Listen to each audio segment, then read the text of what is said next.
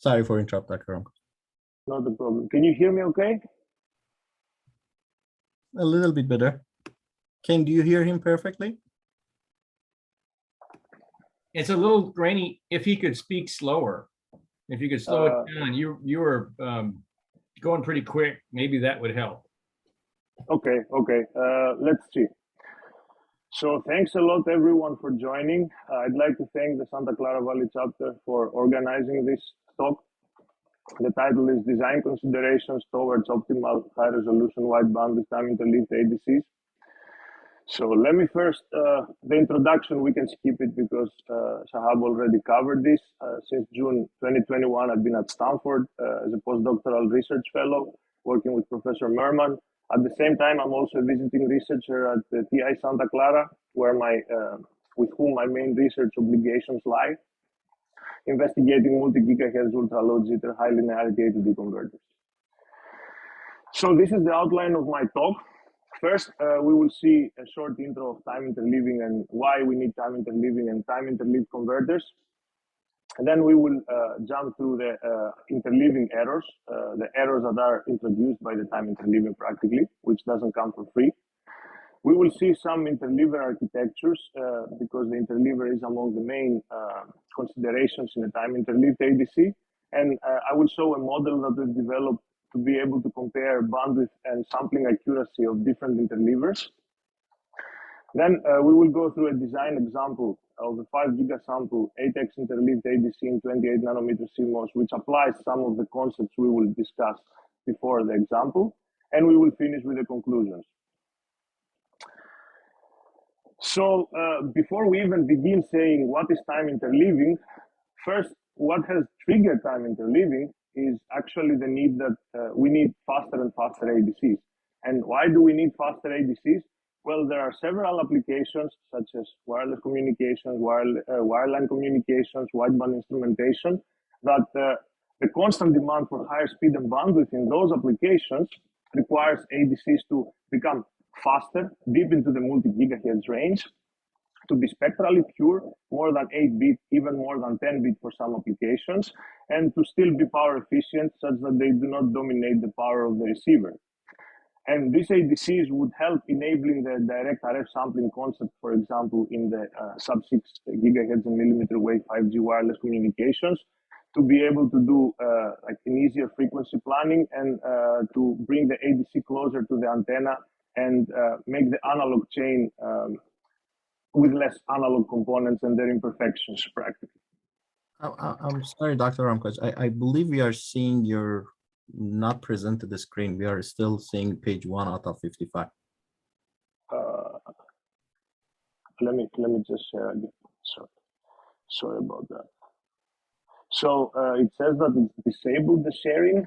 Can you please? Yeah, sorry about that.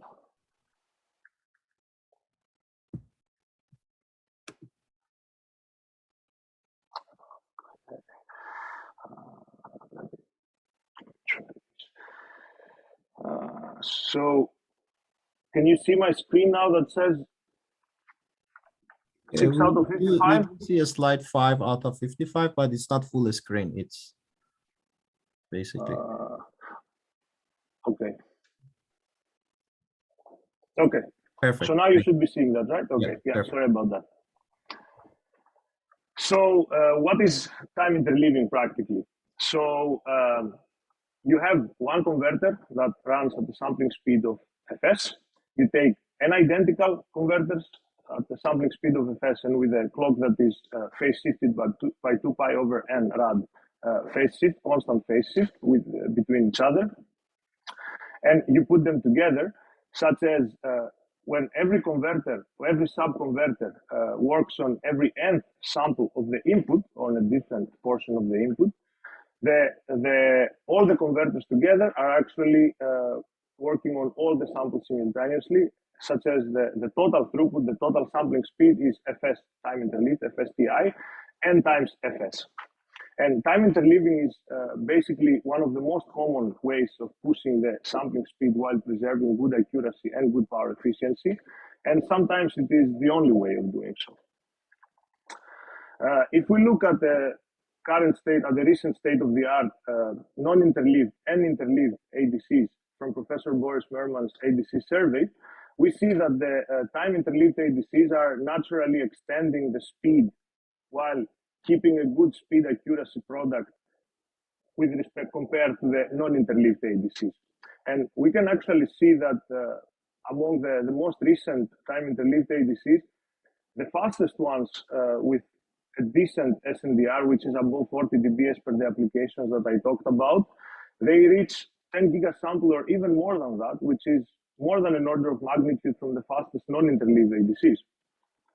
So let's try to understand how the interleaving fundamentally increases the speed and preserves a good speed accuracy product.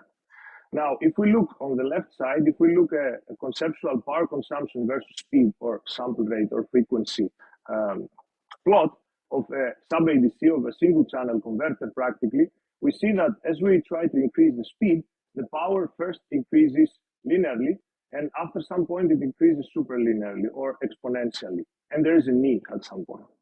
In order to be able to understand why this is happening, we can look at the time constant of an internal block of every ADC. For example, a comparator, which is the heart of every ADC. So if we look at the time constant of the comparator, for example, that is composed of the load capacitance, the capacitance it has to drive, its own parasitic capacitance, Cp in, over the GM. And we can relate the parasitic capacitance to the load capacitance and a portion and fraction alpha, Fs over Ft. Fs is the sampling speed, Ft is the process Ft, the technology Ft for the technology at hand. And then if we plug in this little formula into the time constant formula, we actually see that if we're trying to increase the sampling speed and trying to reduce the time constant by increasing the GM, as long as the Fs is a small fraction of the Ft, the time constant reduces. And that's why we have the linear increase of power with speed, because you increase the GM and the time constant reduces, the power increases linearly. After some point, Fs becomes a significant fraction of the Ft after a certain speed, or the alpha Fs over Ft becomes close to unity. And that means that if we keep increasing the GM, the time constant is not going to increase any further because the parasitic capacitance is very similar to the capacitance you're actually trying to drive. So you're actually driving your self-load after some point. And therefore, after that point, which is the knee, you're burning a lot of power in order to get a little bit of speed. So typically, if you need to design a converter that operates at a speed which is lower than the knee, you don't really need to interleave. But more often than not, for these ADCs, for the applications that I described, usually you need much higher sample rate than what a single converter can give.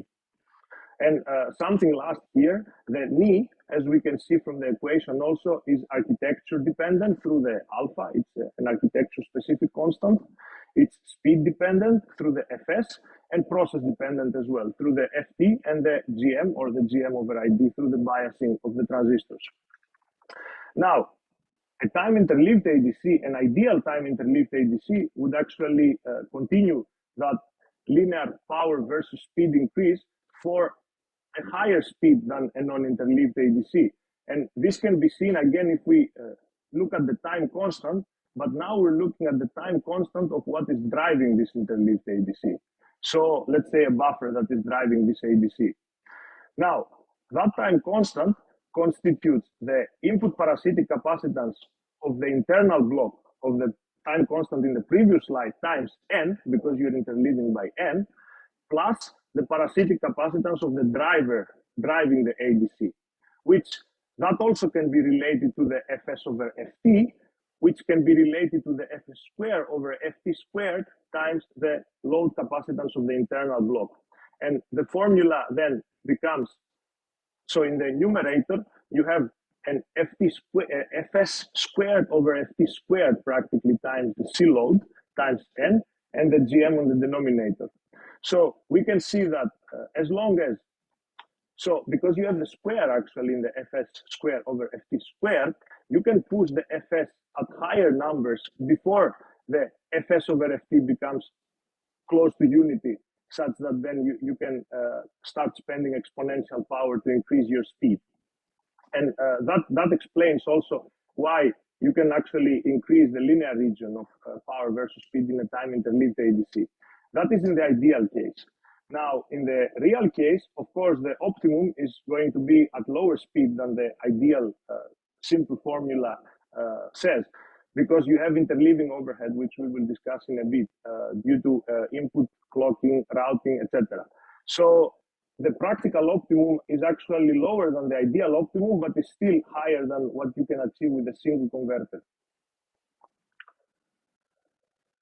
Now we go to the interleaving errors, because interleaving is great, but of course it doesn't come free of challenges. The interleaving errors mainly stem from the nature of the interleaving to have different circuits processing different portions of the signal. And any imbalance between these circuits, it can lead into mismatch errors. And then what happens if we look at the cartoon Dirac pulses on the right side, instead of approximating the correct input, you are approximating the input erroneously practically because of mismatches, imbalances between the different circuits that are processing different portions of the signal. There are 4 types of imbalances or errors, interleaving errors. And those occur due to offset mismatch, due to gain mismatch, due to timing mismatch, and due to bandwidth mismatch between the different circuits.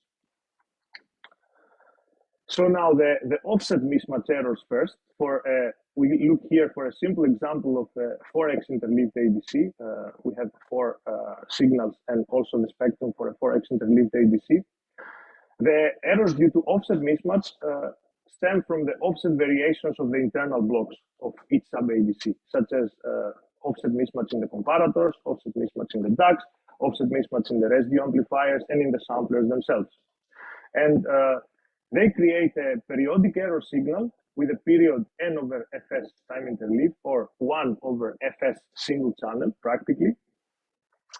And as such, the spectrum, if we look at the spectrum of the 4x time-interleaved ADC, contains the fundamental at the input frequency, and it contains spurs due to this periodic error signal at k fs time-interleaved over n, with k 1, 2 until n. So in the case of n equal 4, we see a tone at the fs time-interleaved over 4 and the fs time-interleaved over 2, practically. You would also see at the fs time-interleaved, but then it falls back to DC. So from 0 to Nyquist frequency, you see those 2 tones.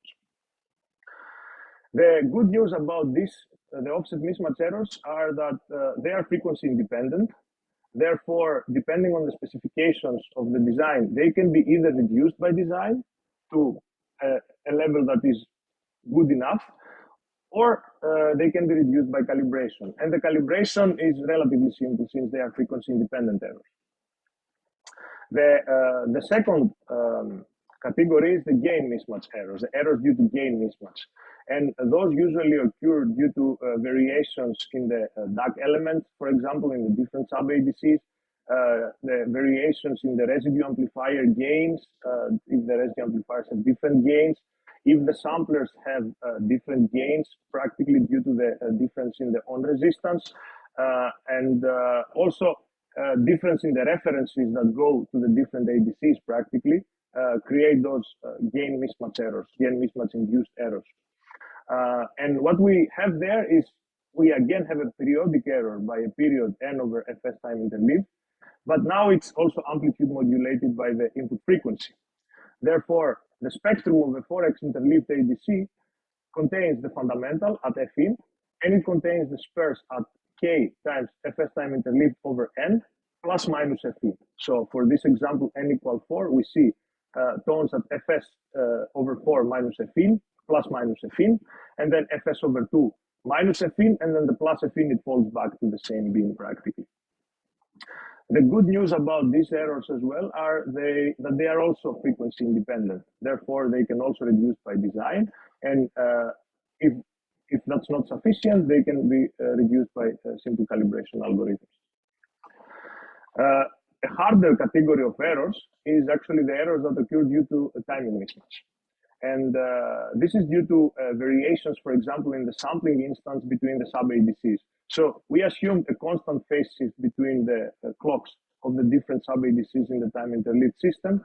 But in reality, there will be variations from this ideal phase relationship of the clocks. And that leads into the ADCs actually sampling a different voltage than the ideal one. And that actually gives the periodic error signal, again, by the same period as the gain and the offset mismatch errors. And it's also amplitude modulated, but now it is phase shifted by pi/2 compared to the gain error. And this is because, for example, when you have a gain error, if you subtract in the previous slide, if you subtract the signals, the maximum error occurs at the peaks, while at the zero crossings, you have zero error practically. While in the timing mismatch errors, when you subtract the signals, the maximum error occurs at the zero crossing and not at the peaks, and that's why the pi/2 phase shift. But in the amplitude domain, practically, the spectrum would look the same. So you have the fundamental at Fin, and then you have the spurs at the same beams as the gain errors, looking at the amplitude domain. Now, one bad thing about this category of errors is that they are frequency dependent, which means that the higher we go in frequency, the larger the error becomes. And this can be simply understood by, for example, considering that if we have a certain delta t mismatch in the time, when you're sampling a slow signal with a low slew rate, you create a smaller error in the voltage domain than when you're sampling a high frequency signal with a larger slew rate while having the same delta t. And this is why they become worse as you're trying to sample higher frequency signals. So these errors, they can be avoided by design, as we will discuss in a couple of slides, if you take certain design considerations, and can also be reduced by calibration. But the calibration in this case is more complicated because you need to be able to calibrate at the highest frequency that you want to use. And especially if that highest frequency falls within your Nyquist band, your first Nyquist is okay. But if it falls, if you want to sample, for example, at multiple Nyquist bands, then the signal processing becomes a bit more difficult to correct these errors. And the final category is the errors due to bandwidth mismatch. And those occur because of a mismatch in the on resistances and the input capacitances of the different samplers and on the different samplers prior to the sub-ADC practically, the track and holds. And those can be seen as additional frequency-dependent gain and timing errors. They occur at the same frequency beams, as we can see here in the simple example. They can be split into two components. So there is the gain component with blue and the phase component or the timing component with red. And if we see both of them, they have a relationship with F in over bandwidth practically, so input frequency over bandwidth.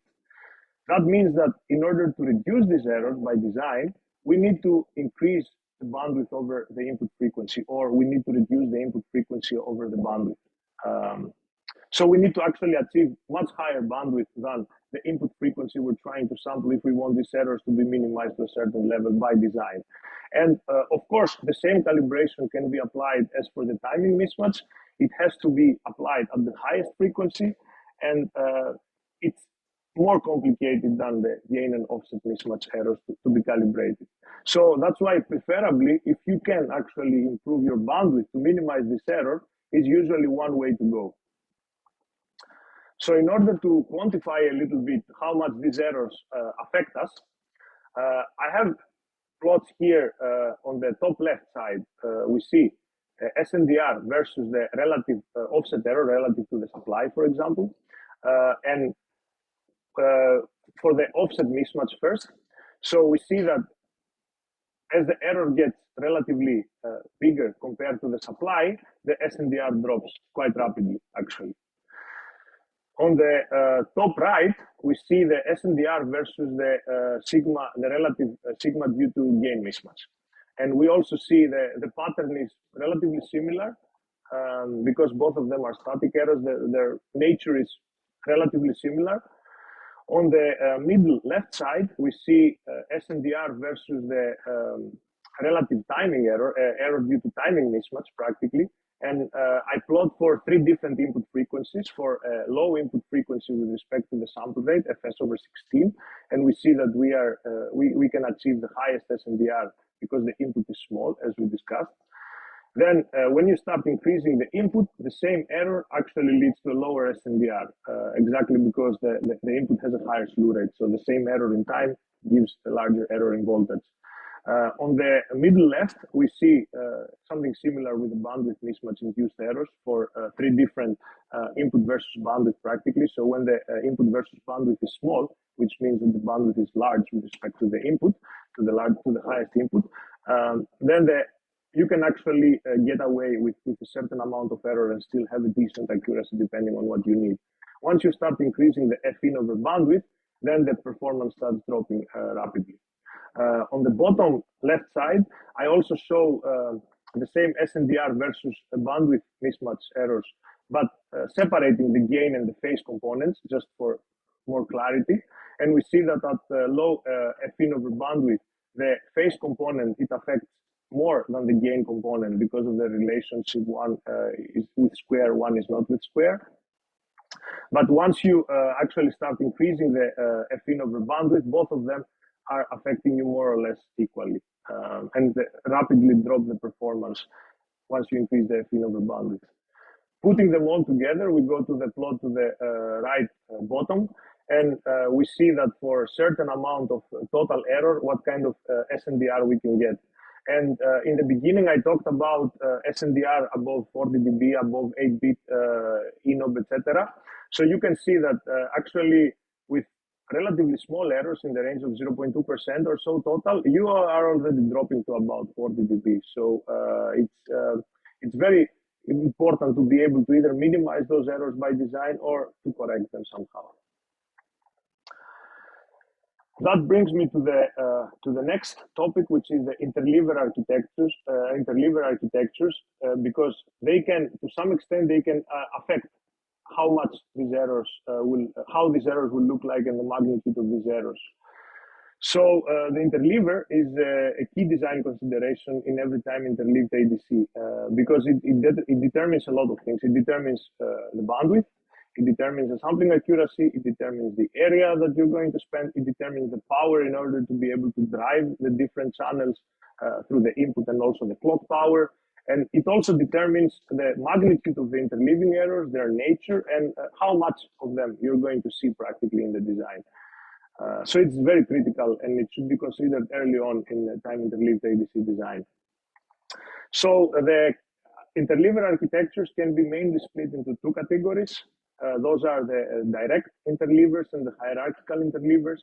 And their main difference is that the direct interleavers include a single sampling event, while the hierarchical interleavers include some sort of either series sampling, cascaded series sampling event, or a resampling event. It's more than a single sampling practically. And the hierarchical interleavers can be split into 2 subcategories, the multiplexing and the resampling hierarchical interleavers, which we will cover next.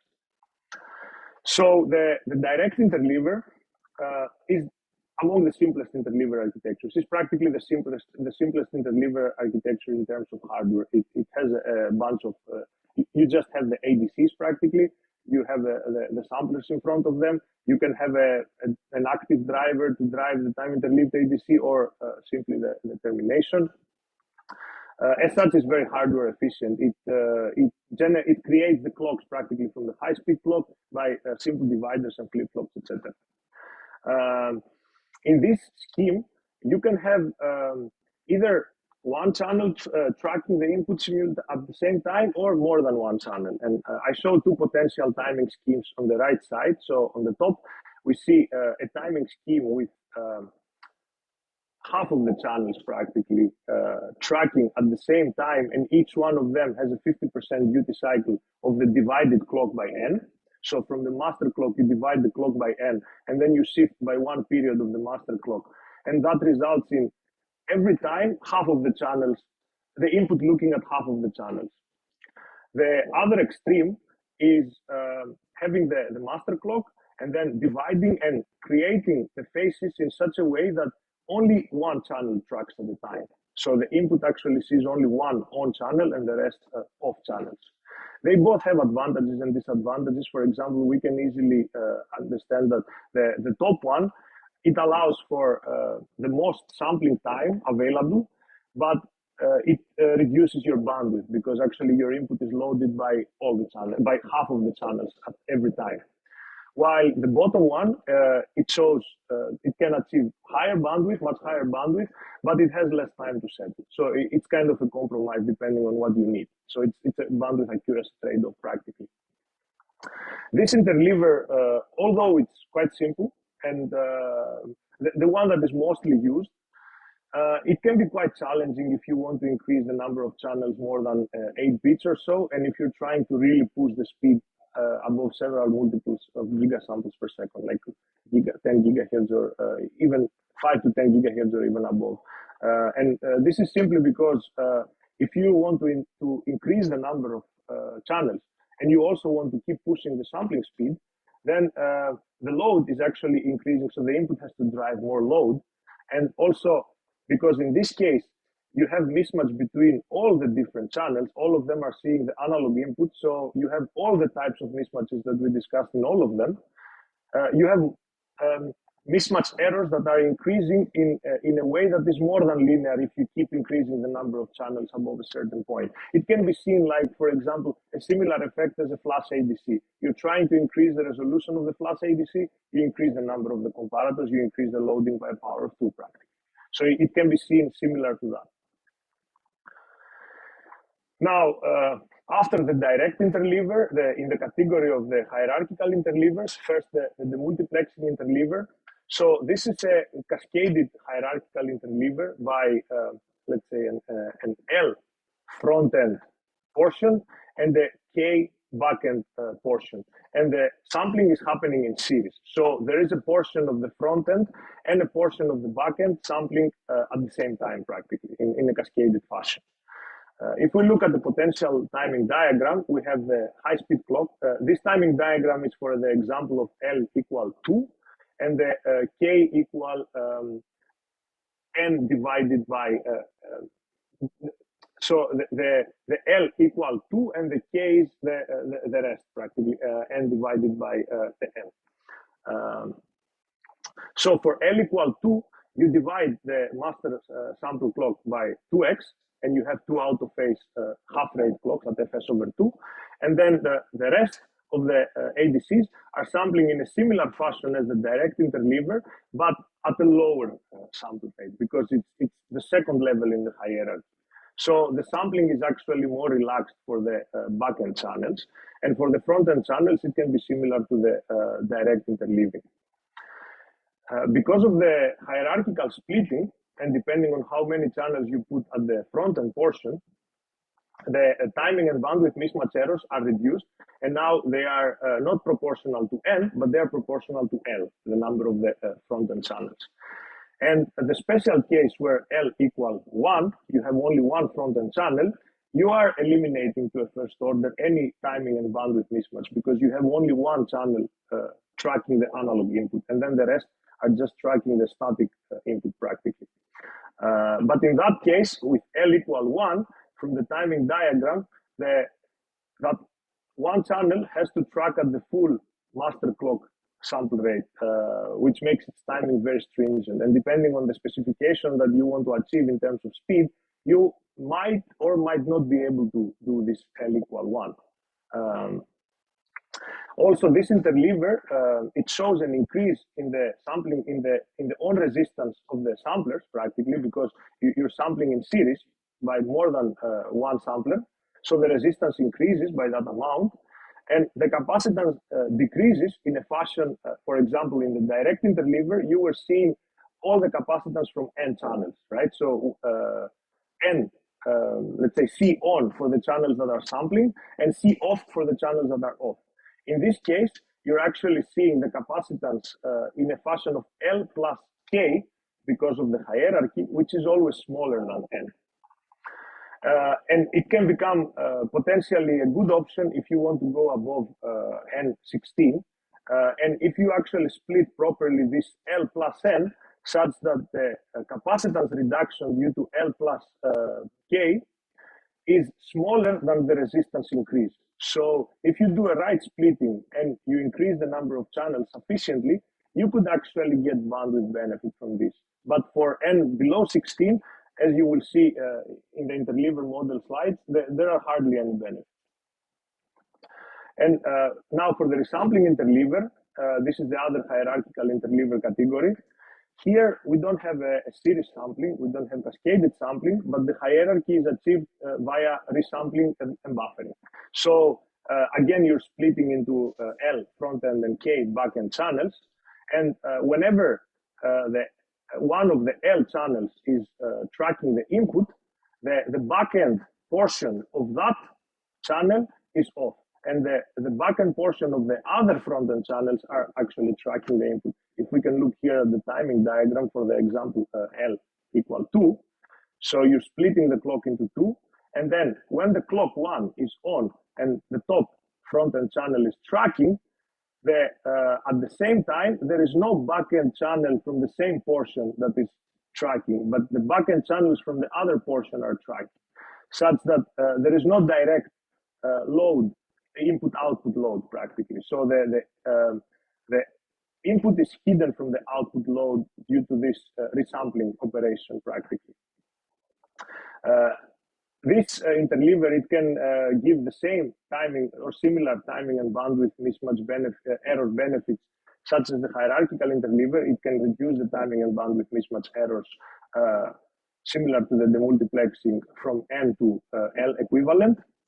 But the problem with this one is that it adds noise. So since we have more than one sampling, practically, that does not occur in cascade, but is the one after the other, you are adding noise because you have one KT over C contribution, and then you have another KT over C contribution. And you could do this in a passive way without any buffers in between. And in that case, you have charge distribution and you're actually reducing your signal and you're reducing your SNR. Or you can do it in an active way without charge distribution with buffers inside, but you are still adding noise because those buffers are going to give their excess noise, and the capacitance needs to be sized larger to achieve the same SNR as a direct interleaver or the multiplexing interleaver, which will induce a power overhead practically. Now, in order to be able to compare those interleavers and to see quantitatively how well they perform against each other, we developed an interleaver model, a cascaded RC model practically. So the model includes the input portion with an external resistance and termination, a potential buffer, and then it includes the cascaded sections of the different interleaving ranks.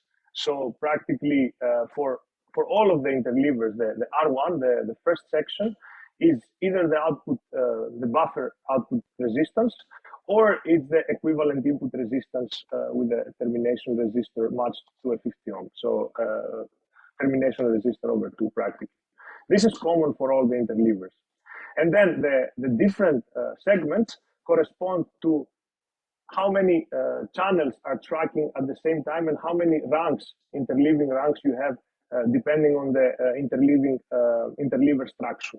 For example, in the direct interleaver, you have a single row of samplers, which then makes this R2 to be the on resistance of a switch divided by the number of switches that are tracking at the same time. So in the case of one switch tracking at the same time, you have the R on of one switch.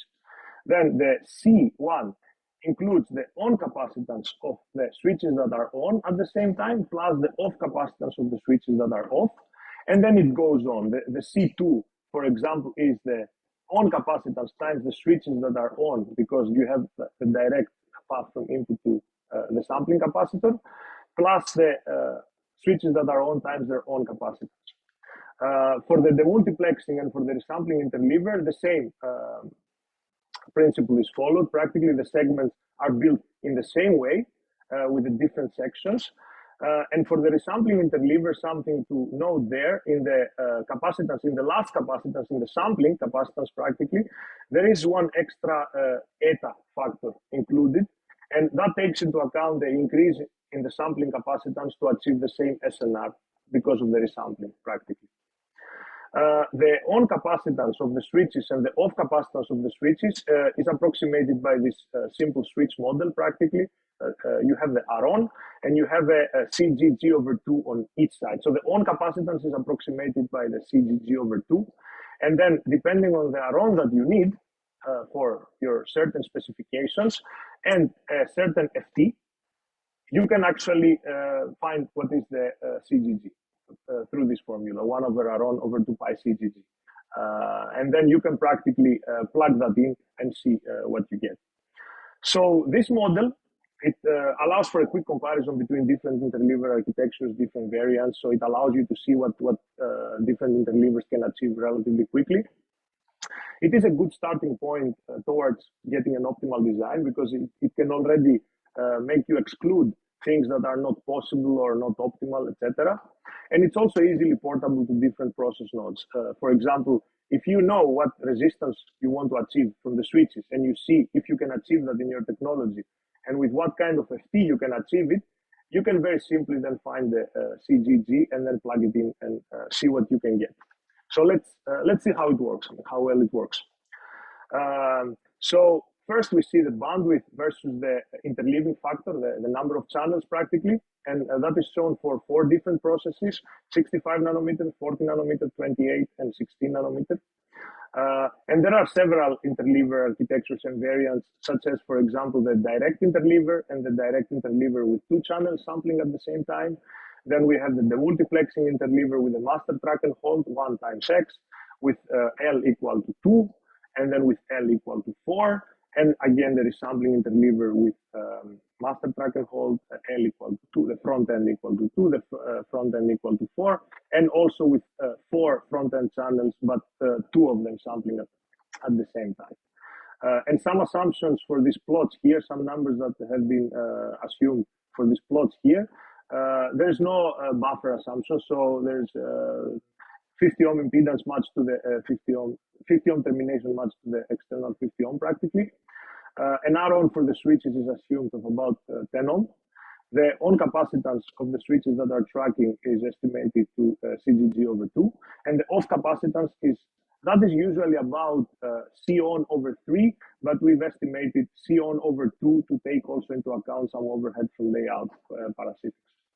The sampling capacitor for this example is 200 femtofarad, which gives sufficient SNR of more than 62 dB for normal 1 volt or 1.2 volt peak-to-peak differential swings.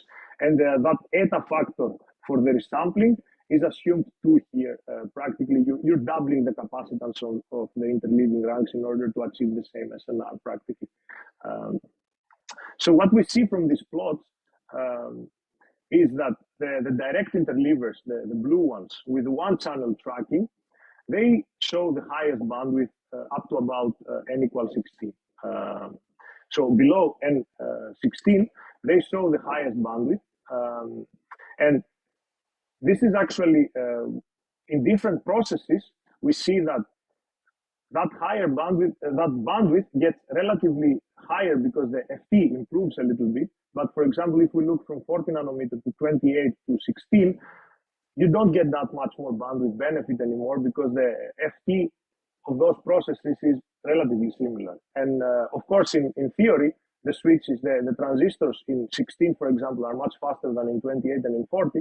But once you plug in the layout and you extract the parasitics, the extracted view of that, it doesn't show that much different FT compared to the 28 and 40 because of the increased back end of the light parasitics. So the resampling interleaver, it shows to a first order a constant bandwidth with increasing number of channels. And why is that? Well, that is because the resampling hierarchy is able to hide to a first order the output load from the input practically. So the input is constantly loaded with the load of the front end and not, so if you keep increasing the back end channels, but keeping the front end channels the same, to a first order, there's no bandwidth penalty. Of course, in reality, you would have to size those buffers larger. So in reality, you're going to have some bandwidth penalty, but to a first order, it remains more or less constant. And we see from the plots that the resampling hierarchy starts benefiting from n larger than 16. So if you keep increasing the backend, but you don't change the front end, then you increase the total number of channels, then you are getting more benefits from the resampling hierarchy, simply because the load in the direct interleaver starts becoming larger and reduces your bandwidth. And the multiplexing, on the other hand, it's not that attractive up to 16 because of that series resistance increase practically. But after 16, after n equals up for channels larger than 16, and if you do a proper splitting of the front end and the back end channels, you could start seeing some benefit from some variants of that. Now, another important thing to compare, except for the bandwidth only, is also the sampling accuracy that you have, right? And that depends on how many channels are tracking at the same time, which gives them how much time you have available for the tracking, as we saw in the timing diagrams of the interleavers. And we can get that sampling accuracy from the simple input-output exponential formula if we know what is the tracking time, and the tracking time is a portion of the sampling time, which depends on how many channels are tracking at the same time and how many channels you are interleaving. The bandwidth, which we get from the interleaver model that we just showed. And then we can find actually what is the sampling accuracy that you can get for the time that you have available to sample. So what we see there, the comparison is for the same technology, 28 nanometers, but for 4 different sample rates, 4 different sampling speeds practically, 2.5 gigahertz, 5 gigahertz, 7.5 gigahertz, and 10 gigahertz. The direct interleaver, again, but with 2 channels tracking at the same time now, it shows the highest sampling accuracy for n below 16. And this is understandable because you have 2 channels tracking instead of 1, so you have more time available to sample. Therefore, you can reach a higher sampling accuracy. But of course, there is a bandwidth accuracy trade-off. So then, depending on the needs of your design, you see which one you prefer, the one with the 1 channel sampling at the same time or more than 1. The resampling interleaver with 4 front-end channels and 2 sampling at the same time, it starts becoming beneficial above 16, above N16 practically. And this is also for the same reasons that you are hiding most of the load of your backend, therefore increasing your backend channels to a first order, it doesn't reduce your sampling accuracy. And also the multiplexing interleaver, it's inferior than the direct interleaver and the resampling interleaver up to about 16 number of channels and 16. Above 16 and actually 32 or above, and if you do a right splitting of the L and the K front and back end channels to get the optimal RC, a combination of resampling with the multiplexing could start becoming beneficial. But for these examples here, it was not shown because up to about 32 channels, it didn't show any benefit. So, and usually those kind of ADCs that you want to achieve high accuracy, you usually, as I will discuss in a little while, you usually try to, you do not interleave them by 32 or more. It's difficult to preserve that accuracy with a larger N. So that takes me to the design example to discuss where we applied actually some of the concepts that I discussed. And this is a 5 gigasample 8x interleaved ADC in 28 nanometer CMOS. So as I mentioned, the sub-ADC, due to that linear first and exponential then power over frequency increase, the number of channels and the interleaver architecture, they are all critical for an optimal design and should be kind of weighted against each other to see what should be used. If we look at the power versus number of channels cartoon, typically what happens is as you increase the number of channels, the power or the overhead from the sub-ADCs decreases because each sub-ADC is running at a lower sample rate, so they're consuming less power. But the power of the interleaving starts increasing because you start needing more power to actually drive more channels, and you need more power in the clock to be able to provide more clocks, and you have more overhead from the interleaving errors, and in order to correct them, etc. So the decrease in the sub-ADC overhead as you increase the number of channels is usually happening at a faster rate than the increase in the interleaving overhead, because as we discussed in those linear and superlinear power over frequency plots, the power of your sub-ADC starts increasing at a lower speed than the overhead that you get when you start interleaving. And of course, the exact ratios and numbers of how those move, they depend on a specific design, on the specifications that you have. They depend on the sub-ADC architecture, how many channels you interleave, the speed, the process. But typically in the range of, let's say, several gigasample per second and like 10 to 12 bit ADCs, around 8 or 4 to 8-ish, let's say, is around an optimum point where the interleaving overhead kind of balances the sub-ADC overhead based on publication data. So there are typically two popular design strategies into those time-interleaved ADCs. And the first strategy, it chooses the minimum number of interleaving, so less than 8 practically, or 8 maximum, and it uses a very high-speed sub-ADC, which is the pipeline ADC. And that results in a small front-end loading because you have less channels. You have less interleaving errors because of the same reason. You have, in this case, the maximum sample rate that has been achieved based on published data is about 18 gigasample per second, is this point here. And the second strategy is the kind of opposite. So it actually takes very low power, low speed SAR sub-ADCs, and it tries to massively interleave them with n bigger than 16. And that can give a large front-end loading, or the front-end loading sometimes can be relaxed through the hierarchy, but still you need power to provide the more clocks, etc. It can lead to more interleaving errors, because remember, regardless of the hierarchy, you have offset and gain mismatch errors for all your channels, and the timing and the bandwidth errors are reduced because of the hierarchy. So if you increase the channels, you get more offset and gain errors. This strategy so far in literature has shown a maximum sample rate of 6.4 gigasample per second. This is, I think, about here. So it shows a relatively smaller sample rate compared to the strategy number 1. And that is probably due to the extra interleaving overhead once you start going above N16.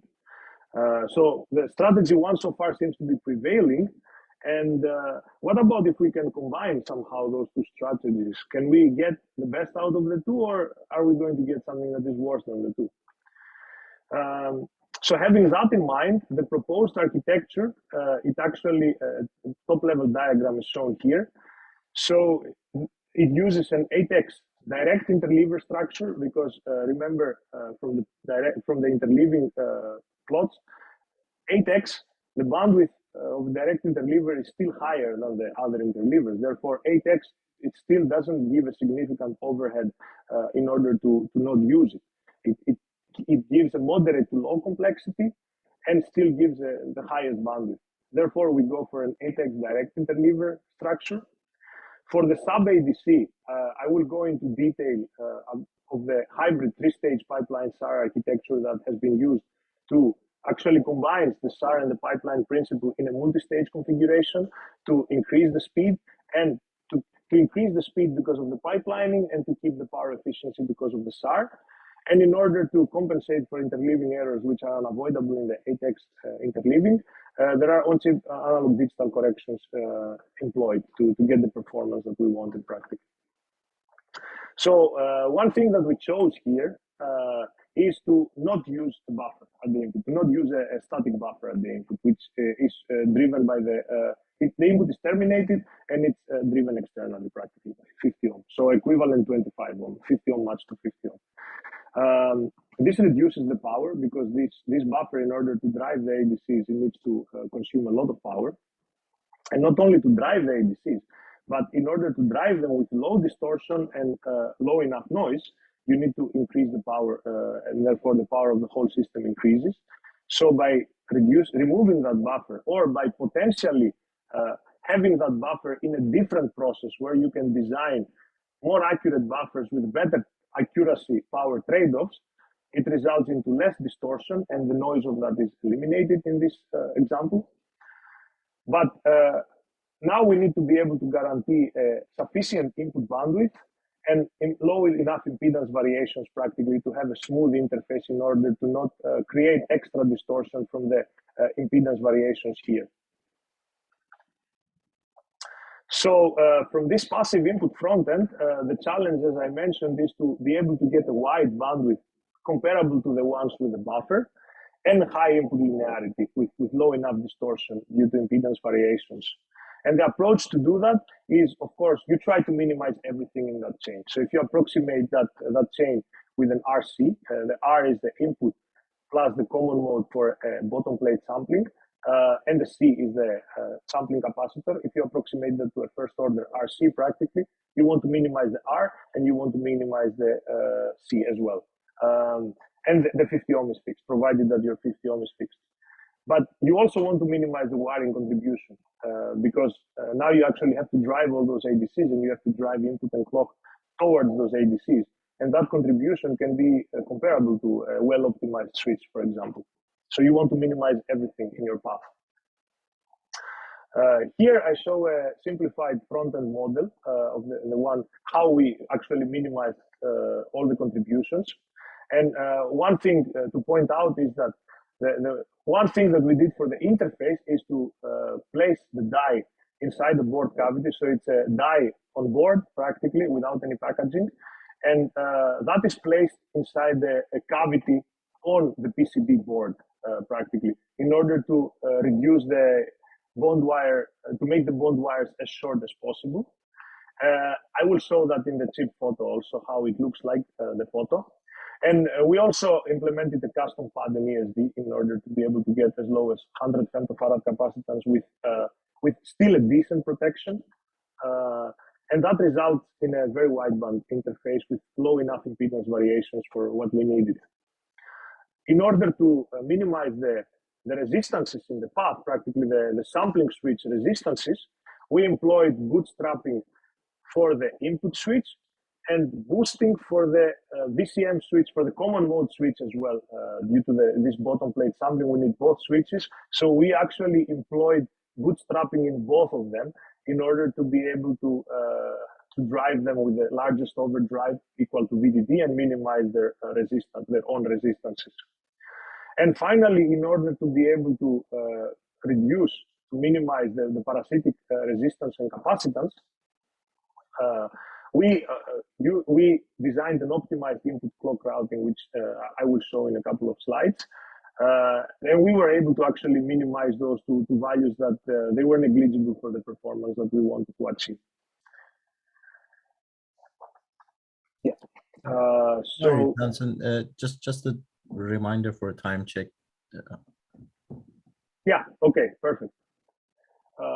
So here I show the bootstrap switch that we employed, and this is an improved switch compared to conventional bootstrap switches. And the main improvement comes from the fact that typically you have an RC loop from the S1 towards the CB, the bootstrap capacitor, the S2 to charge the VG. So practically you have an R-on from one switch, S1, in series to an R-on from the S2, and driving the parasitic capacitance and the total capacitance of the gate VG. So practically one thing that we did there to improve that, the bandwidth of that loop and to be able to make VG track the input path, we split the two paths. So the path that is actually turning on the S2 and the path that is turning on the S1, we split them into two separate paths to be able to turn those transistors on simultaneously and not in series, which is the conventional case. And in this way, we were able to make the bootstrap loop to have a higher internal bandwidth which resulted in a higher total bandwidth because you minimize the Aron of your sampling switch, and a better linearity due to lower Aron modulation at the higher frequencies. To minimize the parasitic capacitance and resistance, we devised this intertwisted input clock tree. So first, we try to keep it as small as possible, small height as possible, about 250 micrometer, which resulted in a small resistance. Also in the top metals, which already have very small resistance. In order to minimize the capacitance, we eliminated the ground isolation, which is typically the case when you route the clock and the input together. Typically, you isolate them, you shield them with ground, and that gives a lot of capacitance. So we actually removed that. But then in order to make sure that the coupling between the clock and the input is differentially symmetrical, if you look closely to the vias, so at every turn, the vias of the clock are actually intertwisting around the vias of the input. So the clock is actually intertwisted around the input, meaning that in one turn, you have the clock plus coupling with the input plus, and the clock minus coupling with the input minus. And in the next turn, you have the opposite, such that the differential coupling is symmetrical and it cancels out. And all that is left is the common mode coupling, but then the clock and the input are designed in different metals, and that coupling is practically only the fringing capacitance, which is much smaller than having the typical ground shielding. And this is why we were able to minimize both parasitic resistance and capacitance. And that resulted in a measured bandwidth of the minus 3 dB is a little bit larger than 6 gigahertz, which is, as I will show the comparison table, it's quite comparable to ADCs with a front-end buffer.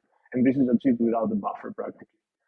Of course, if you want to keep pushing the bandwidth further, it might start becoming more challenging to get away without the buffer.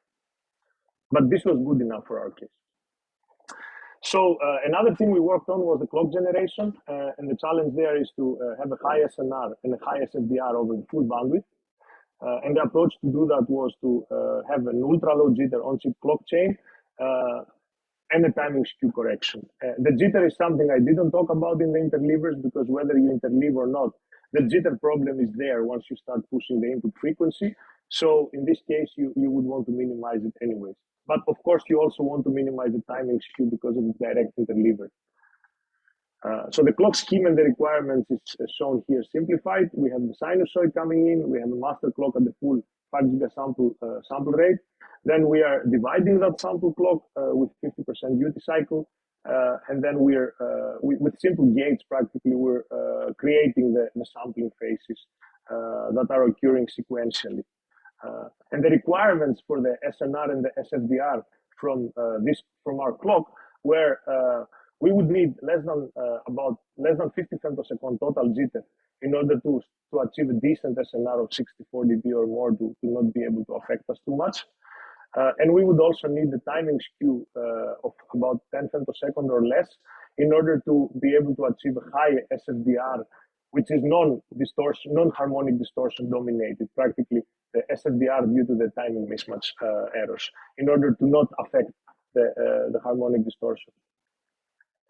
So in order to do that, for minimizing the jitter, we employed the clock chain starting with a CML stage, going to a CML to CMOS, and then making it CMOS practically, then dividing it down, then having the local clocks getting the local blocks getting the clock from the global clock, dividing it, shifting it, and with simple gates practically creating the sampling clocks. And if we see here the additive jitter, so you have the jitter from the master clock, and we burned there the power that we needed in order to keep it low enough. In this case, we had 11 femtosecond additive jitter. And then the additive jitter from the local clock is practically this last latch. It is one transistor plus one inverter, so it's actually negligible. And we ended up having about 11 femtosecond additive jitter and about 40 femtosecond with the generator, total with the generator. In order to correct the timing skew, we employed a digital to delay skew correction block. So we actually used small varactors in a segmented fashion. Instead of using a multi-stage fashion, which is typically done, we used a single stage, but a segmented fashion. And it can be actually proven that if having a single stage and driving it with a certain current, it gives less jitter by square root compared to if you have cascaded stages and driving them with the current divided by the number of the cascade. So we went for the single stage one, and the segmentation we chose such that we can achieve both a fine step to correct the timing skew that we actually simulated by more than 3 sigma. So we see the timing skew here is less than 1 picosecond plus minus 1 picosecond, and we can actually correct it to close to 3 sigma. And to also have and to also be able to have the fine step that we wanted for the SMDR SFDR that we want. Now, finally, for the sub-ADC architecture, the challenge here was to get maximum speed and accuracy with minimum power, and that's why we chose to go with a hybrid pipeline SAR fully dynamic sub-ADC. I show it here. It's a 3-stage pipeline SAR. We have 3 pipeline SAR stages with 2x over range between. There is a certain bit allocation which was optimized to get the maximum speed for a certain FT at the 28 nanometer. And we use the same residue amplifier design. It's 2 residue amplifiers, but it's the same design for less complexity with half and quarter swing at the output to get decent linearity practically. The first stage includes the bottom plate sampling for good linearity since it's tracking the input. We have VCM-based switching for low power and symmetry because you go from VCM to plus minus VREF and not all the way opposite. And the V reference is at the supply rails level to have minimum switch on resistance. The stage 2, it includes top plate sampling for maximum speed. It also uses the VCM switching, but with separate references than the stage 1 to be able to debug actually easier and to be able to kind of correct errors due to references separately. And there is also a hold or a splitting capacitor here, which is actually there to accommodate the reduced swing of the first residue amplifier. And similar for the third stage, top plate sampling again, but the references now are shared with the second stage for less complexity. Now here, the top plate VCM-based switching, it results in 5 capacitors needed only for 6-bit quantization. So we save 1 capacitor due to the VCM switching. And again, there is a small capacitor to accommodate, to reduce the swing practically to accommodate the swing reduction because of the residue amplifier. And finally, the residue amplifier, it uses an open loop integrator, a clocked integrator architecture for low power and high speed. The gain is small, 4x, to have a decent linearity. And the gain is actually set by the load and by the integration time that you allow. And it can be proven that is about the shift in common mode at the output divided by the VGT or by the biasing of the transistor. And we also have a detection circuit in order to control when the common mode reaches the desired level and to actually turn off the amplifier. Now I can maybe skip this slide. We involved some corrections both in the digital and analog domain. So in the digital domain, we corrected the capacitor mismatch, the residue amplifier gain errors, and residue amplifier and comparator offsets, which are actually merged into the overrange, the redundancy we used. And then from the interleaving, we corrected the offset and gain errors in the digital domain and the timing errors with the tuning circuit that I showed you in the analog domain, which didn't cost us power. This is the die photo, so we can see the channels. The layout of the single channel is optimized for minimum wiring contribution.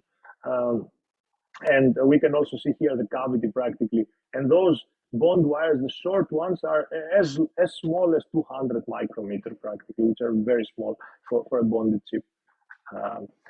This is the measured spectrum at 2.4 gigahertz. It's a near Nyquist for the 5 gigasample per second.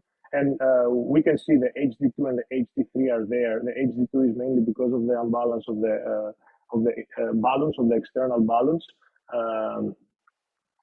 And the HD3 is mainly there because of the sampling switch and the residue amplifier. And we don't see visible tones, interleaving tones to be affecting. And then if we look at the 4.8 gigahertz, that's second Nyquist, practically it's above the Nyquist, second Nyquist zone.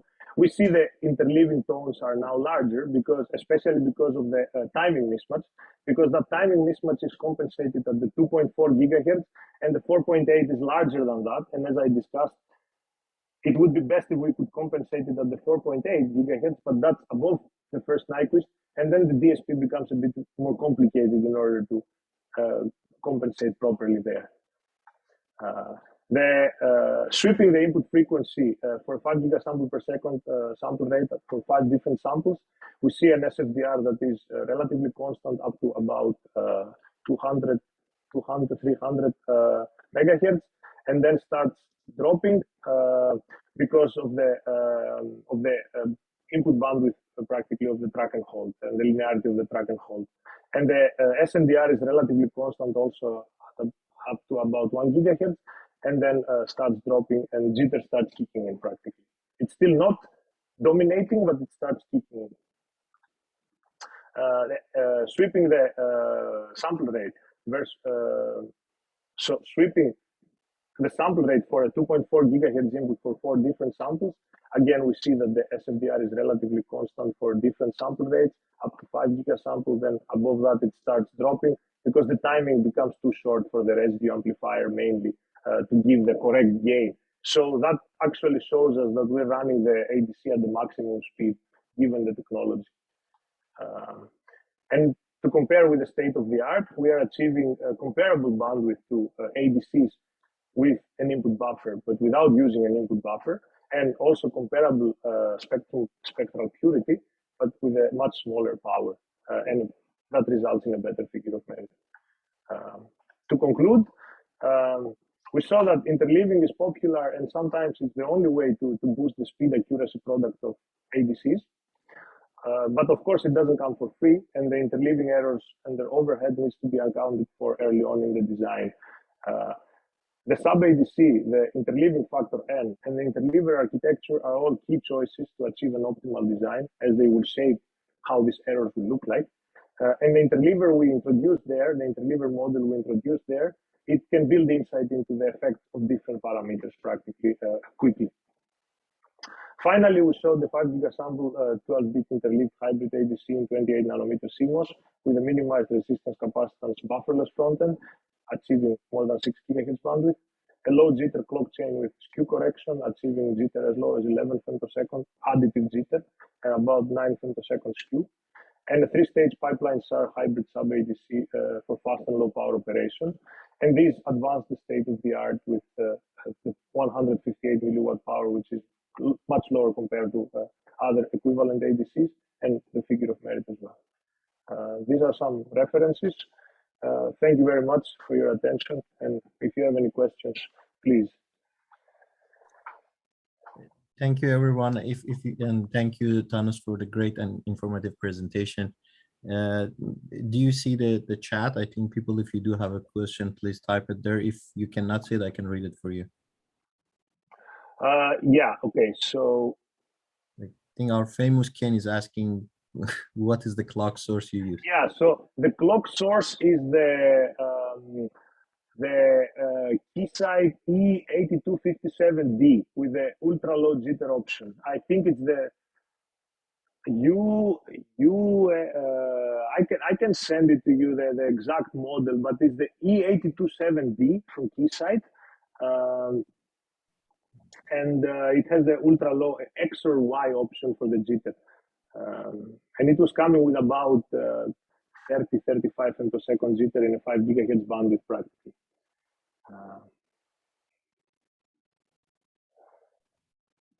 So I see here, that's a question for you guys. Yeah, I think the last question was basically, there is one more. Yeah. So I see there is one question for you guys about certificate. Yeah, but look at the last one. Did you have to recalibrate when you change the speed? Yeah, so we did not have to calibrate again when we changed the speed. But of course, we needed to recalibrate. For example, we were doing measurement for a full day, then you turn off the chip, you turn on the chip next day again, you need to recalibrate, of course. But when we were changing the speed or when we were changing the input, we were not recalibrating. We were applying the calibration for the highest sample rate and for the highest input frequency. And then it was working for the lowest ones, for the lower ones.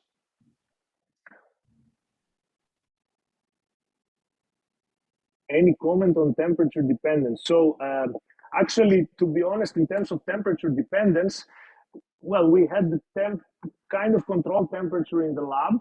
So the temperature didn't really deviate much more than how much it deviates in a controlled environment in the lab practically. So we didn't really see much difference measuring, for example, for a couple of days with a chip on. The results were still remaining the same without changing coefficients. So I see here, Tokyo Institute of page 26, you show the graph in which when sub-ADC overhead interleaving, why is optimal? So why is optimal? I can share my screen again. So the question was on the. If you want to share, you can share your screen. Yeah. Page 26. Yeah. So it is this plot practically. So the question is about this plot. Why, when they are kind of meeting, it's the optimum. So the thing is, it's like the opposite of having a parallel combination of two things, right? So it's kind of like a series of two things in this case. Whichever is worse than the two, whichever's overhead is worse, it dominates the other one. And when they are both at kind of meeting each other and they are relatively low, then typically that is kind of the most balanced point for your design, where you're not spending too much power, too excessive power on the ADC, on the sub-ADC, and also not too excessive power on the interleaving overhead. This is kind of why. Now let's see, there were some other questions here. Question about the current on the FT of the 255 and 28 nanometer. Slide 23. Slide 23. So here, the current, the thing is, it's a switch, right? So you can approximate the FT of, you have GM over 2 pi CGG roughly, and you could approximate that as 1 over R1 over 2 pi CGG. So they're just switches practically. So, and there's no current of the clock to drive those switches assumed there, or current from a buffer. So in terms of current, I mean, it's a very good question, because if you want to have a full comparison, comparing only the bandwidth and the sampling accuracy is not enough. Of course, you also need to compare how much power you would need to spend to generate those clocks in the different interleavers. And that's something that I plan to add in the future. It just requires a little bit more analysis to be done properly, but that's a very good question. Then I see, what was the power overhead for time interleaving? I see here. Yeah, I don't have this slide, but actually, to be honest with you, you can look at our journal in the references, but to be completely honest, the time interleaved, the overhead for the interleaving in our case, to compensate for the errors, so this is the journal, to compensate for the errors, we actually had to burn the most power in the calibration for the time interleaving. And this was because of 2 reasons. So here, if you see, for example, these digital coefficients that we used, if you do the math, 20-bit coefficients are way more than what we actually needed for the accuracy that we wanted. But because we didn't really know about how to do the calibration, it was the first time to try to do this, we went on the high side in terms of adding more, such that we achieved the accuracy that we want. So we actually over-designed it. And the other thing that actually ended up consuming the power in the calibration is that we use different modes. Like, for example, we use the foreground mode, the background mode, like a mode where the calibration is bypassed and all this kind of stuff. And all those different modes, we didn't power gate them, which all of them were burning power even in standby practically. So in an improved design, we could have power gated them and then reduce the power of the calibration by a lot. But practically the calibration was consuming about 35% of the total design in our design here, which is a lot, and it could be made lower. But I mean, due to us being unaware of, being inexperienced on what we would need from the calibration, we over-designed it. And then I see, is there something else? DB just asked last question. How successful to input clock GTEP? So the thing is,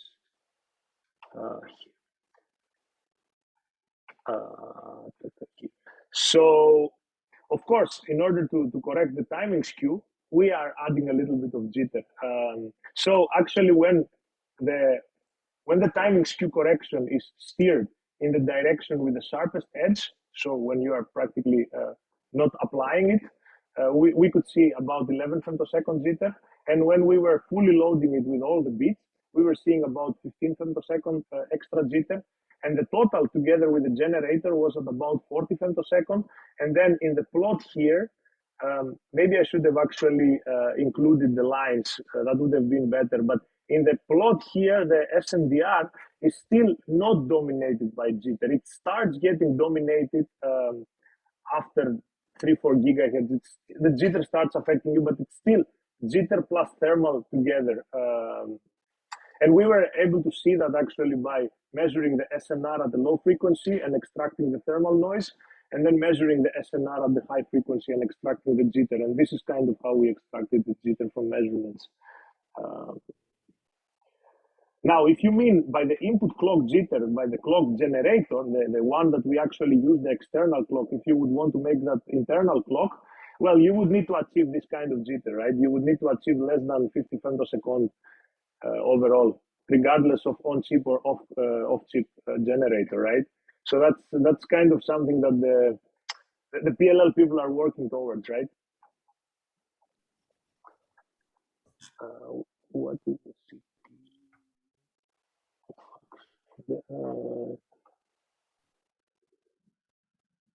okay, yeah, so that's why is the CP, it says, why is the CP a function of the output? Why is the input capacitive load a function of the output load practically here in this slide?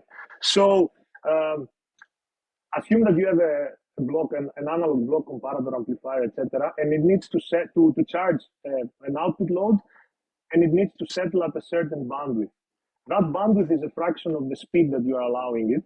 Therefore, you get the FS inside. And then the bandwidth is also includes the time constant inside, which includes the GM, which includes the CGG, which includes the FT inside. And through the bandwidth and so if you then divide practically the bandwidth versus the FT, you have inside the load, the output capacitance, and then you have the FS, which is through the bandwidth, and the FT. So, and if you increase the output load, the input load increases as well. And this is kind of a first order relation to capture that practically. Okay, thank you very much for all the question from audience and great answer and explanation. I can share the slides also, so then of course, I think someone from Santa Clara Valley's SSC is going to reach out to you for a slide and also for permission to post the video online. Perfect. Thank you so much. Thank you. So thanks a lot for inviting me again. And yeah, very happy to talk. Have a great night. And don't forget, in 2 weeks, we're going to have another great speaker. Sure. Thank you so much. Have a great night. Bye.